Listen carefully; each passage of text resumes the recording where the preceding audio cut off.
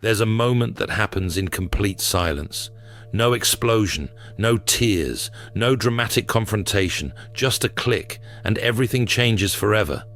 If you're an empath, you know exactly what I'm talking about. That moment when something inside you just stops caring, not in a cruel way, in a calm way, a terrifying way. Carl Jung studied this moment his entire career. He called it the most dangerous psychological transformation he ever witnessed. Because when an empath detaches, they don't just walk away, they become untouchable. And that scares the hell out of people who've been using them. You've been the emotional sponge your entire life, absorbing everyone's pain, making excuses for people who hurt you, forgiving things that shouldn't be forgiven. You blamed yourself when others betrayed you. You tried harder when they gave less. You carried burdens that weren't even yours to carry. But then something happened. Maybe it was one betrayal too many. Maybe it was realizing your kindness was being weaponized. Maybe it was just exhaustion from years of being everyone's therapist while drowning in your own pain. Whatever it was, you felt that click. And nothing has been the same since. Jung discovered this wasn't weakness finally breaking. This was strength finally waking up. Let me show you what he found. Because once you understand this transformation, you'll never doubt yourself again. And what I'm about to reveal will change how you see every relationship in your life. Here's what most people don't understand about empaths. You're not just sensitive, you're not just emotional, you're psychological geniuses who've been convinced your greatest gift is a curse. Jung's clinical observations documented this pattern repeatedly. Consider the composite profiles he developed from decades of practice. Empaths who came to him broken, apologizing for existing, convinced something was fundamentally wrong with them. But when he actually studied them, he found something extraordinary. These people weren't mentally ill. They were mentally advanced. They could read micro-expressions most people miss. They could sense emotional atmospheres before anyone spoke a single word. They could detect lies, manipulation, and hidden agendas with surgical precision. The problem wasn't their perception. The problem was they'd been taught to doubt it. Every single time you tried to voice what you saw, people called you too sensitive. Every time you pointed out inconsistencies in someone's story, they said you were creating drama. Every time your intuition screamed danger, someone convinced you that you were overreacting.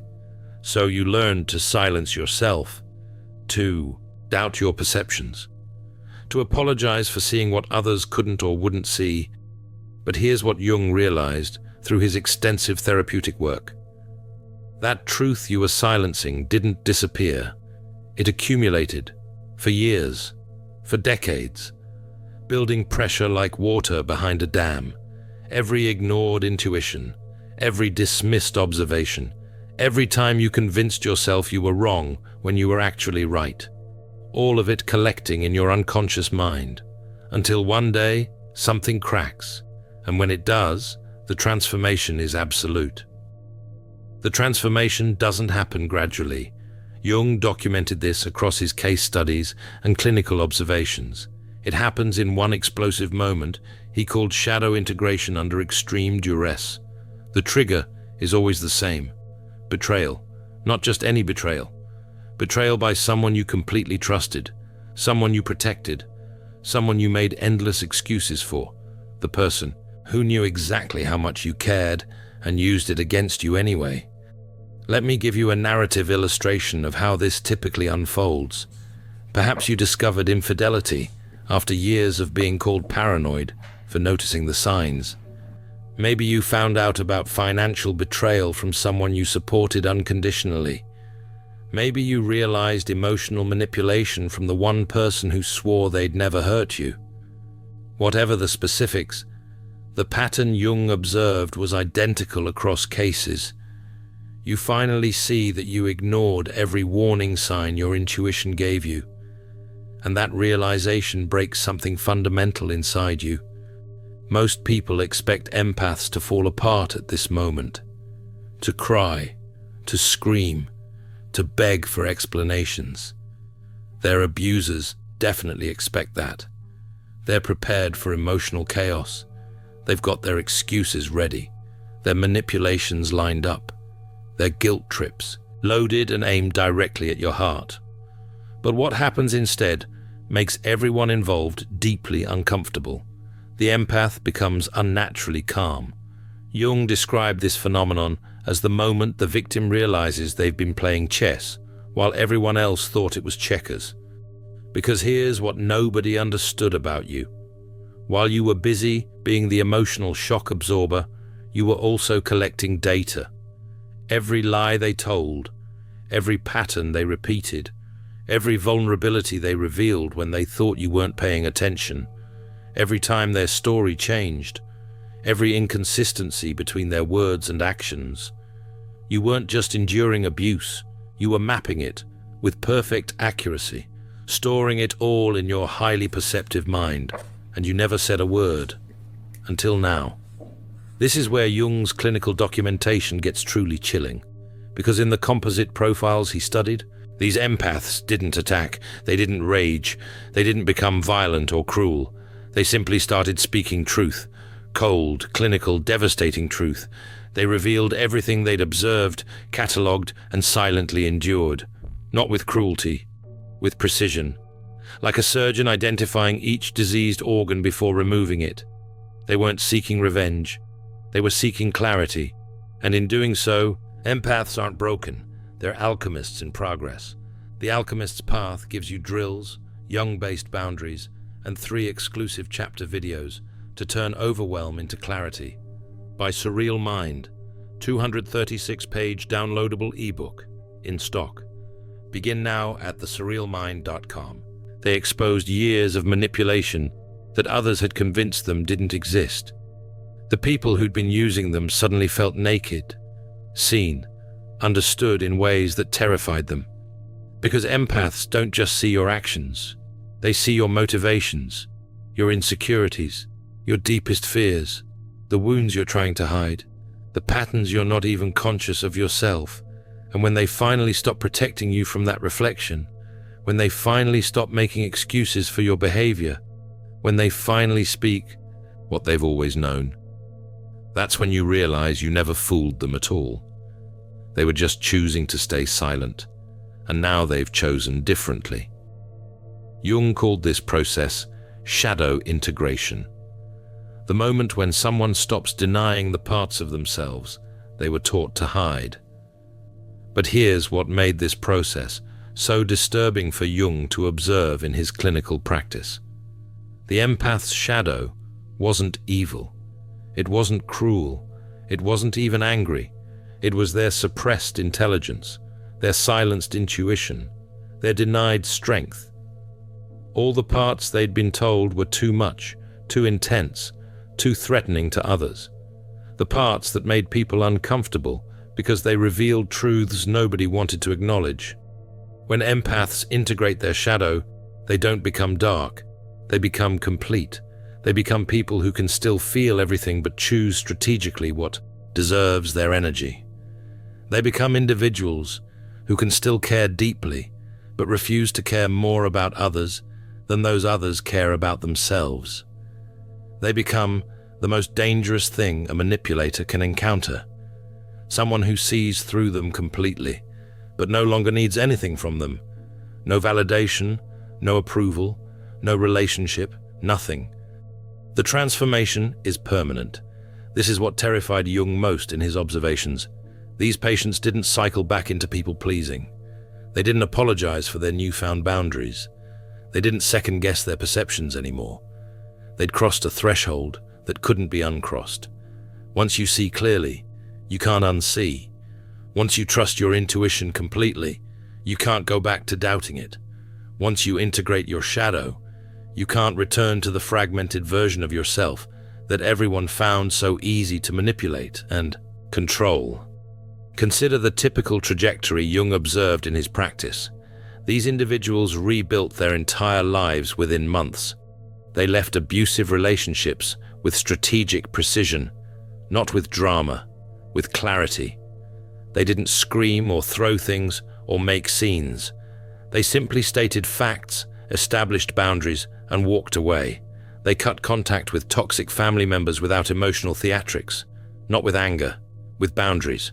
They didn't engage in long explanations or justifications. They simply said no and meant it. They removed themselves from exploitative work environments without explanation, not with bitterness, with self-respect. They didn't burn bridges, they just stopped crossing them. What fascinated Jung in these case observations was how their presence changed fundamentally. People who'd walked all over them suddenly felt nervous around them. They couldn't explain why. These empaths weren't aggressive, they weren't cruel. They weren't even particularly cold. But everyone could sense something fundamental had shifted. It was like the air around them had changed density. Jung identified what he called the predator's instinct. Manipulative people can sense when their usual tactics won't work. It's unconscious, automatic, like how predators in nature avoid prey that might fight back effectively. They started avoiding these transformed empaths without consciously understanding why, making excuses not to be around them, feeling uncomfortable in their presence, finding reasons to leave rooms when they entered. Meanwhile, something equally interesting happened. Authentic people felt safe around them for the first time. Because integrated empaths radiate something that attracts honesty and repels deception. Not through effort, through presence.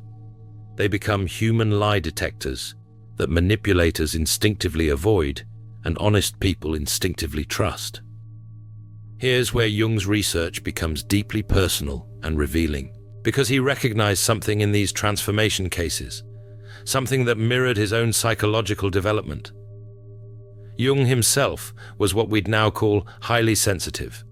He understood the empath's journey from the inside, the pain of seeing what others refused to see, the exhaustion of feeling what others wouldn't feel, the isolation of perceiving patterns that nobody else recognized or acknowledged. His famous confrontation with the unconscious from 1913 to 1919 was essentially his own shadow integration process. He documented it extensively in the Red Book. Those years when his perceptions became so overwhelming, he thought he might be going insane. But he wasn't losing his mind. He was finding it, integrating aspects of himself that were too powerful, too perceptive, too conscious for comfort. He was experiencing firsthand what he would later observe in his patients: the terror and beauty of becoming psychologically complete. Jung followed the long-term outcomes in cases where empaths underwent this transformation. What he discovered kept him awake at night, because these individuals didn't just heal, they thrived in ways that seemed almost supernatural. Their businesses succeeded because they could read clients' real needs before anyone articulated them. They could sense what people truly wanted versus what they claimed to want. Their new relationships flourished because they could identify emotional predators within minutes of meeting them. Red flags others missed completely were immediately obvious to their integrated perception. Their decisions proved flawless because they trusted their intuitive intelligence completely. They stopped second-guessing themselves, stopped seeking external validation, stopped asking for permission to trust what they already knew. But here's what truly disturbed Jung about these observations. These empaths had become extraordinarily powerful. They understood human psychology at a level that made them nearly omnipotent in social situations. They could manipulate others as easily as they'd once been manipulated. They possessed every tool necessary to destroy anyone who'd ever hurt them. And they chose not to, not because they were still people-pleasers, but because they'd evolved beyond needing revenge. They simply removed toxic people from their lives and moved on.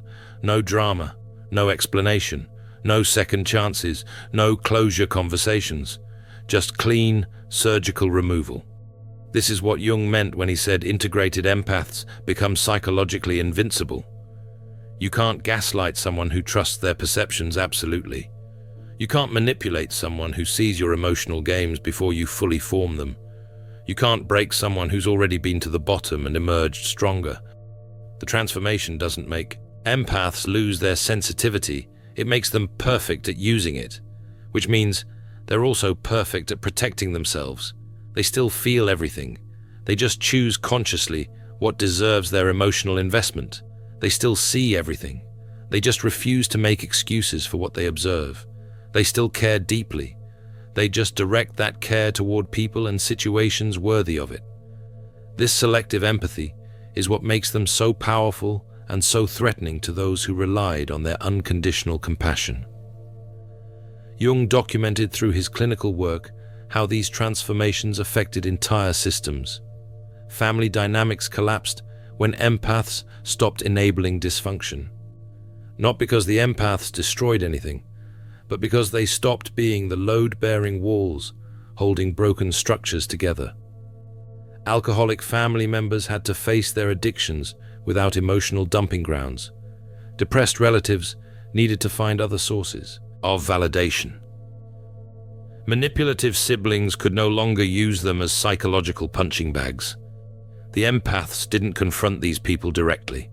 They simply withdrew their energy, stopped answering every call, stopped attending every family event, stopped being available for crisis management, and systems built on exploiting that energy crumbled. This is when Jung realized how powerful awakened empaths truly are. Their transformation forces everyone around them to evolve or reveal their true nature. Healthy people grow stronger from their example. They step up. They become more authentic. They appreciate the boundaries. Toxic people expose themselves through desperate attempts to pull the empath back into old patterns. Jung called this the mirror effect in his theoretical framework. Transformed empaths don't have to actively confront dysfunction anymore. Their mere presence reflects issues back with uncomfortable clarity. Manipulators can't stand being around them. They feel exposed, seen through, unable to operate their usual psychological games. It's not that the empath is judging them, it's that the empath's integrated presence holds up a mirror that these people can't bear to look into. They see their own darkness reflected, and it's unbearable. Meanwhile, authentic people feel drawn to them, because there's safety in being around someone who sees clearly without weaponizing that clarity, someone who understands human darkness without embodying it, someone who can feel your pain without absorbing it, someone who can witness your struggles without trying to fix you or judge you. This creates a natural sorting effect. The integrated empath's life gradually fills with genuine connections, while toxic ones naturally fall away. We see this dynamic clearly in Jung's observation of therapeutic interactions. When he introduced transformed empaths to others in his practice, something remarkable happened. Within minutes, they could identify core psychological wounds and recommend specific therapeutic approaches. Their diagnostic accuracy surpassed Jung's own decades of formal training. They weren't using textbook knowledge. They were using pure perception, reading body language, tone, energy, the things people weren't saying, and their insights were devastatingly accurate. This created an ethical dilemma that haunted Jung throughout his later career. If empaths could develop this level of psychological insight naturally through integration, what did that mean for psychology itself? Were these individuals the next evolution of human consciousness? Were they showing what's possible when perception is developed rather than suppressed? He wrestled with these questions without finding definitive answers. But he knew he was witnessing something significant. Jung developed what he called the integration observation protocol through his clinical practice. It wasn't therapy in the traditional sense. It was documentation of how empaths naturally developed warrior consciousness after severe betrayal. He identified consistent stages that appeared across different cases.